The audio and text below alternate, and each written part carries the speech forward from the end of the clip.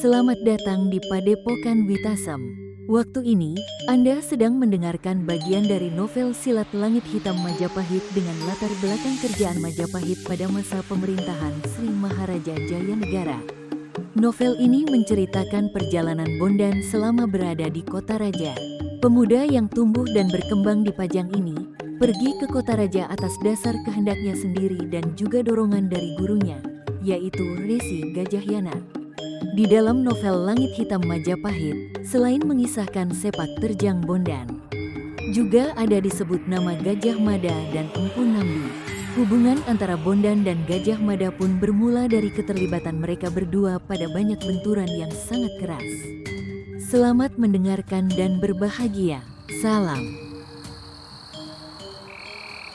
Bab 1, Menuju Kota Raja. Setelah melewatkan malam bersama keluarga Nyi Retna Ayu Indrawati, Bondan melakukan pembicaraan kembali tentang temuan mereka di rumah Rukmasara. Sela Anggara tidak banyak berbicara, ia hanya mendengar pembicaraan Bondan dengan Gumilang. Sementara Bibi Bondan, Nyi Retna, sedang dalam lawatan ke daerah utara untuk sebuah urusan. Menurut Sela Anggara, ibunya akan tiba esok pagi. Bondan yang ingin sekali bertemu dengan bibinya agaknya harus menahan diri lebih lama untuk dapat melepas rasa rindu kepada kakak dari ayahnya. Ketika malam telah menginjak bagian pertengahan, Bondan memasuki bilik yang disediakan khusus untuknya. Ia mencoba menerka arah perjalanan Prana Sampar berdasarkan keterangan Gumilang. Mungkin aku memang harus bertanya pada Paman Benawa. Baiklah, aku akan mengajak serta Gumilang untuk urusan ini, bisiknya dalam hati. Dan memang Bondan melakukan rencananya bersama Gumilang. Mereka berdua menghabiskan waktu di pagi hari dengan mencari keterangan di rumah Ken Banawa, seorang senapati yang merupakan orang kepercayaan bibinya, Retna Ayu Indrawati. Memang ada rencana dari kami, terutama prajurit yang bertanggung jawab atas keselamatan para pejabat, untuk melakukan pengejaran. Kami telah mematangkan rencana itu, tegas Ken Banawa menjawab pertanyaan Bondan. Saya ingin turut serta dalam pengejaran itu, Paman. Bondan menyatakan keinginan dengan wajah lekat melihat ke bawah. Aku tidak dapat memberi persetujuan, Bondan. Aku tidak sedang berada dalam kedudukan untuk memberi keputusan. Tetapi aku dapat memberimu ruang untuk bergerak jika kau inginkan. Satu hal yang semestinya kamu ketahui. Anak muda, meski aku yakin Resi Gajah Yana telah mempercayai kemampuanmu, tetapi aku tidak dapat melewati kehendak bibimu. Baiklah, saya akan mengatakan ini pada bibi. Setiba di rumah, dua lelaki muda ini segera mengungkap rencana pada Nyi Retna Ayu Indrawati. Sekali-kali Nyi Retna mengerutkan keningnya lalu ia menyatakan keberatan jika keponakannya ini harus menempuh bahaya untuk menangkap Prana Sampar. Masih terlihat kelelahan di banyak bagian wajahnya. Namun kedatangan Bondan telah menjadi udara ajaib yang tiba-tiba membuatnya merasa bugar kembali. Saat itu Bondan berkata tentang banyak hal di Pajang dan kejadian yang ia temui selama perjalanan menuju Kota Raja. Ketika ia tiba di bagian perkelahian yang melibatkan prajurit Majapahit, Bondan menurunkan suaranya. Sebagai seorang yang belum banyak pengalaman, Bondan tahu diri, ia memberitahukan temuannya di rumah Rukmasara. Apakah engkau yakin jika itu adalah senjata yang sama dengan yang kau lihat di Watu Kenongo? Saya mempunyai keyakinan yang kuat, Bibi. Tetapi senjata itu telah kalian cabut dari dinding. Dan itu akan menjadi penghalang gerakmu apabila kau laporkan pada prajurit. Bukan tidak mungkin, tuduhan akan beralih padamu karena engkau tidak mempunyai saksi. Menjadi saksi kematian prajurit yang terbunuh dan temuan senjata justru akan menjeratmu ke persoalan yang sulit terurai. Saya perhatikan itu, Bibi, kata Bondan menanggapi pendapat bibinya. Bondan, pada dasarnya aku tidak ingin melihatmu pergi dalam waktu dekat ini. Tidakkah kau pahami perasaan bibi saat melihatmu pagi ini? Aku tengah menyaksikan darah daging kakakku seperti aku melihat ayahmu, Bondan. Perasaan itu memenuhi dadaku. Pikiranku tercurah padamu ketika aku melihatmu. Apalagi sekarang ini, kau sedang duduk berhadapan denganku.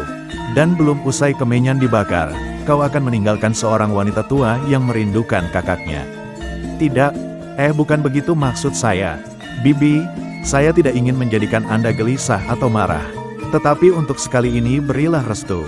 Saya ingin menuntaskan rasa ingin tahu yang masih menggelitik sampai sekarang. Bondan berucap lirih, dan tubuh prajurit yang terbunuh masih membayang di dalam pikiran saya. Beri saya kelonggaran agar dapat menebus rasa bersalah ini, Bibi. Aku tidak ingin melihatmu pergi saat ini, Bondan. Biarkan aku merasa gembira dan bahagia dengan melihatmu seperti kau dalam pandanganku sekarang. Tidakkah kau merasa ingin menemani kakak ayahmu ini sehari atau 2 hari saja? Lalu, setelah itu, apakah saya akan mendapat perkenan untuk melakukan pengejaran? Pengejaran adalah pekerjaan para prajurit. Katakan sebagai penebusan, maka aku akan memberimu perkenan. Baiklah, saya akan menebus kesalahan dengan membantu para prajurit. Itu terdengar lebih baik. Pembicaraan mereka pun beralih ketika Nyi Retna menanyakan keadaan Resi Gajahyana, Bre Pajang, dan banyak hal lainnya. Mendadak Bondan merasakan keanehan ketika satu ingatan menyeruak memasuki hatinya. Sedikit lebih kencang jantungnya menggelepar. Ia tidak berharap bibinya akan bertanya tentang satu keadaan yang masih dirasakan olehnya sebagai sebuah ganjalan. 2 hari, aku akan memberikan dharma bakti padamu, Bibi. Suara hati Bondan menerbitkan tekad untuk melayani dan menemani Nyi Retna sambil menunggu kabar dari Ken Banawa. Sementara waktu itu, Sela Anggara minta diri untuk melanjutkan pekerjaan yang lain. Begitu pula Gumilang yang menyusul kakaknya meninggalkan ruangan.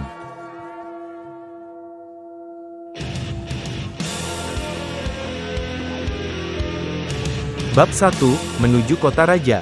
Dari tempat lain, Ken Banawa mendapatkan keterangan dari petugas sandi yang melaporkan bahwa ada seorang petugas yang melihat orang dengan ciri-ciri seperti yang dimiliki Prana Sampar. Petugas tersebut mengatakan bahwa Sampar telah berada di sekitar alas cangkring sejak 3 hari lalu. Berbekal laporan itu, Ken Banawa dan Bondan segera melakukan perjalanan ke arah barat dengan menunggang kuda.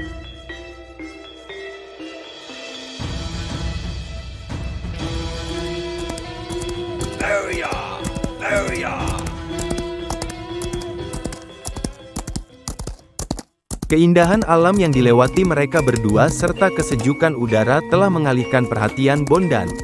Meski untuk sekejap, Ken Banawa yang memahami semangat anak muda ini hanya menghela napas. Ia mengetahui bahwa di alas cangkring ada orang berkepandaian tinggi dan sulit dipadankan dengan orang kebanyakan. Sementara ia sendiri belum sepenuhnya mengetahui kedalaman ilmu yang dimiliki Bondan, maka Ken Banawa bergelayut resah sepanjang perjalanan. Meski begitu, Ken Banawa sudah memperhitungkan kemungkinan paling buruk. Jika dugaannya benar, maka esok hari mereka akan bertemu dengan Empu Gemana. Orang ini mendapat perhatian penuh dari Ken Banawa. Ia mampu meloloskan diri dari sergapan pasukan khusus yang dipimpin oleh Ken Banawa ketika menumpas kawanan penyamun di Selopuro. Sementara itu, setelah menempuh perjalanan panjang, keduanya segera mendekati tepi hutan alas cangkring. Namun sebelum itu Ken Banawa dan Bondan harus melewati sebuah padukuhan yang tidak begitu besar. Tanpa mereka ketahui ternyata ada sepasang mata telah mengikuti keduanya sejak keluar dari gerbang kota. Tidak sulit baginya untuk mencari keberadaan Bondan dan Ken Banawa di wilayah pedukuhan. Ia dimudahkan karena pakaian keduanya memang berbeda dari kebanyakan orang yang berlalu lalang di jalanan padukuhan. Keterangan itu memang benar, Bondan. Selain namanya mudah diingat, ciri pakaiannya dan gerak-geriknya begitu kentara. Ia memang bukan seorang prajurit atau setidaknya memang tidak pernah melakukan penyamaran. Gumam orang itu ketika melihat seorang pengawal padukuhan memberikan hormat pada Ken Banawa. Empu Gemana dan Prana Sampar harus segera mengetahui perkembangan ini. Bondan, kita beristirahat dulu malam ini. Kita akan masuk ke hutan sebelum fajar esok hari, kata Ken Banawa. Tidak, Paman, saya akan berangkat malam ini sehingga esok pagi sudah menemukan Prana Sampar, Bondan menolak tegas. Bondan, Prana Sampar tidak sendirian. Selain itu kedalaman hutan akan menjadi bahaya tersendiri bagi kita. Harusnya kau mengetahui bahwa Prana Sampar adalah murid tunggal Empu Gemana. Seseorang yang terkenal sangat mahir memainkan rantai bermata tombak kembarnya. Ucap Ken Banawa. Ia menambahkan, Paman mendapatkan bukti jika Empu Gemana inilah yang melakukan pembunuhan beberapa pengawal yang menjaga gudang hasil panen raya. Dari berbagai laporan yang aku terima, maka dapat aku katakan padamu bahwa Mantri Rukmasara sebenarnya menyuruh Empu Gemana untuk mengambil beberapa ratus kati. Namun karena Mantri Rukmasara ketakutan perbuatannya diketahui oleh Srijaya Negara, maka disuruh Laki Curik Kemba untuk mencari dan membunuh Empu Gemana. Hingga akhirnya Curik Kemba harus mati di tangan Empu Gemana yang juga anggota dari kawanan Ki Cendala Geni. Siapakah Ki Cendala Geni itu, Paman? Bondan bertanya dengan sorot mata yang menyiratkan rasa ingin tahu yang besar. Kelak kau akan tahu, asal engkau tidak gegabah dan memandangnya sebelah mata karena Ki Cendala Geni adalah orang yang benar-benar sulit dicari tandingannya. Hampir semua orang di daerah selatan sudah merasakan kengerian hanya mendengar namanya. Jawaban Ken Banawa makin mengundang hasrat Bondan untuk mengetahui lebih jauh. Gelapnya malam yang bermandikan gerimis pun mendekap padukuhan semakin erat. Kabut tipis turun seperti selimut dingin yang menutup rapat setiap pori-pori. Awan berarak menutupi rembulan yang berusaha untuk tersenyum. Bondan beranjak dan keluar dari bilik penginapan, diikuti Ken Banawa yang berjalan cepat sambil memeriksa busur dan panahnya. Keduanya melintasi jalanan menembus malam yang pekat di bawah rintik hujan yang tipis membasahi bumi. Langkah lebar diayun cepat saat mereka melangkah keluar dari padukuhan. Sejenak kemudian keduanya melihat nyala api di tepi hutan. Ken Banawa memutuskan untuk mendekati nyala api dengan mengendap. Semakin mendekati lingkaran api terlihat dua orang sedang duduk menghadap api unggun dengan berteduh di gubuk kecil. Ah, rasanya ada yang mengawasi kita, Sampar. Desa perlahan Empu Gemana yang sedang berusaha menajamkan pendengarannya untuk membedakan langkah kaki dan jatuhnya air hujan.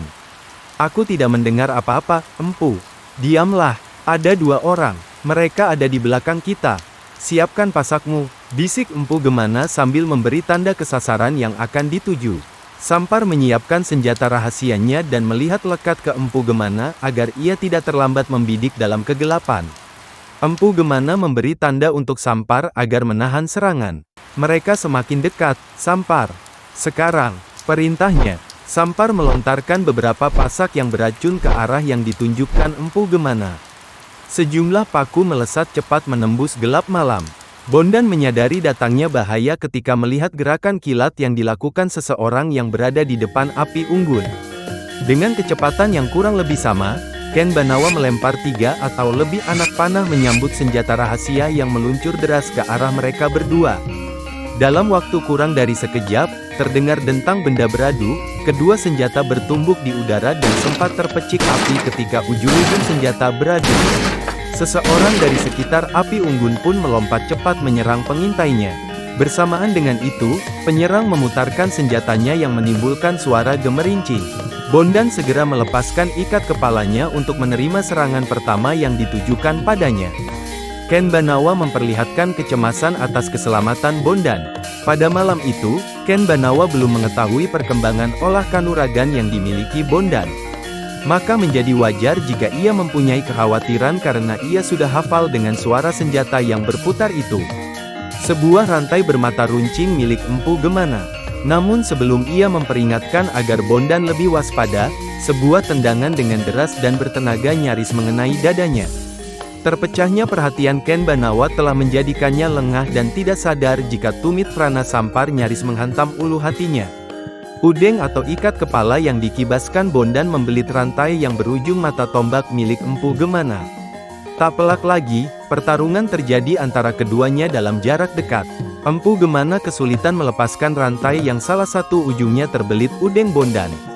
Bondan begitu lihai memutar berlawanan arah setiap kali Empu Gemana berupaya melepaskan belitan. Aku kagum kepadamu, anak muda. Engkau mampu membelit ujung senjataku ini. Tetapi sayang, engkau tidak akan dapat lagi melihat senja esok hari. Empu Gemana menyerang Bondan semakin hebat sementara Bondan telah mengerahkan segenap daya kekuatan yang dimilikinya. Sekalipun mereka menggunakan senjata yang menjangkau jarak cukup jauh, tetapi tampaknya Bondan dan Empu Gemana sedang menjajaki pertarungan jarak dekat, lingkaran mereka menjadi semakin rapat dengan gerakan semakin cepat. Ketika keduanya terlibat dalam pertempuran yang berjarak pendek, maka udeng itu tampak seperti ular naga yang meliuk-liuk dan mematuk dahsyat, terkadang berusaha membelit pergelangan tangan Empu Gemana. Sedangkan Empu Gemana sendiri sering berupaya menyusupkan mata rantainya ke celah pertahanan Bondan. Rasa kaget dan penasaran memenuhi dada Empu Gemana terhadap ketinggian ilmu Bondan. Selain itu, ia juga ingin memuji lawannya yang berusia muda tetapi telah memiliki kemampuan yang mampu mengimbangi serangannya. Ia tidak jauh berbeda dengan Sampar. Tetapi kemampuannya sudah jelas berada jauh di atas Sampar. Keseimbangannya dalam menjaga pertahanan saat melakukan serangan benar-benar tampak berada di bawah kendali dan perhitungan yang matang. Luar biasa, bisik hati Empu Gemana menyeruak di tengah deru perkelahian yang semakin sengit dan tajam. Pergulatan di antara kedua orang yang berbeda usia cukup jauh itu menjadi semakin sulit dimengerti. Keduanya berputar saling membelit dan gerak tubuh mereka seolah hilang di telan kegelapan. Sesekali mereka berbenturan di udara dalam jarak yang sangat dekat. Kadang-kadang saling melepaskan diri kemudian saling menerjang kembali dan berbenturan dengan keras. Tetapi seakan-akan tidak terjadi akibat sama sekali dari sekian banyak benturan yang terjadi.